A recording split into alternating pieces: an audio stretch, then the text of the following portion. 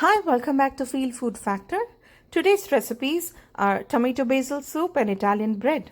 So for that I've taken 5 medium-sized tomatoes and I've taken Italian sweet basil. If you don't have this, you can also use normal Indian basil. And then this is one large red capsicum, one large carrot, and then one medium size of onion and 5 cloves of garlic. And then I've also used masalas here, the 3 bay leaves or tejpatta, and then 4 cloves or lavang, and then 1 star anise and 1 cinnamon stick or dalchini, and then salt, red chili powder and pepper. So for this soup, these tomatoes are the best because they taste sweet and tangy both. And I've also used olive oil for this recipe. So now I'm roasting this red capsicum or red pepper on stove top. This gives a very nice, unique and smoky flavor to the soup, and this enhances the taste of the soup as well. So roasting it instead of frying it or cooking it the other way, roasted red peppers or roasted red capsicum is a very good combination for any kind of tomato based soups or gravies. So now I'm also slitting the tomatoes into 4 quarters and I'm going to keep them aside. In the meanwhile, I'm also just turning around the capsicum so that it's burnt on all the sides. We just want the skin to be burnt evenly, and also the flame is on medium high. I've put some water for boiling for tomatoes, and while it's getting boiled, I'm peeling off the skin of the peppers. I just put them in chilled ice water so that the skin peels off very easily. And in the meanwhile, the water has also come to a rolling boil, and that's when I'm going to drop in the tomatoes. And after adding the tomatoes to the water, I will put the lid on, switch off the flame and leave it for 10 minutes. While that's being done, I'm going to make the other prep work. I'm plucking some fresh basil. So tomato and basil is a classic Italian combination. So if you don't have this Italian sweet basil, you can also replace it with Indian basil, but only use half of what I have used. I have taken a handful, you can just take half of what it is. And now I'm just chopping up roughly the red capsicum and also checking on the tomatoes. Now that the tomatoes are nice and softened in the hot water, I'm going to transfer them into an ice bath. So it's a pot full of ice cold water.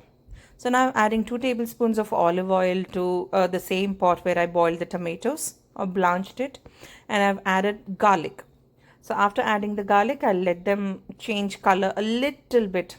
Once the flavors are released, that's when I'll add the whole masalas, that is the cinnamon stick, lavang or the cloves, and then the bay leaf, and we'll let them fry for a few minutes on low flame. So in the meanwhile, I'm also peeling the tomatoes. So by peeling the tomatoes, what it does is it gives a very nice orange reddish color to the soup, and also it gives a very silky smooth texture to the soup. So that's the reason we peel the tomato skin. So now that the garlic is fried, I'm adding the other vegetables like onion, carrots and basil, and also the red capsicum that we chopped earlier. So we'll let this cook for about 5 minutes. And while that's being cooked, I'm also roughly chopping the tomatoes here. So after chopping the tomatoes, we will add these tomatoes also to the pot until they are nice and cooked. We're just checking back on the carrots here. If the carrots are half done, that's when we will add the tomatoes.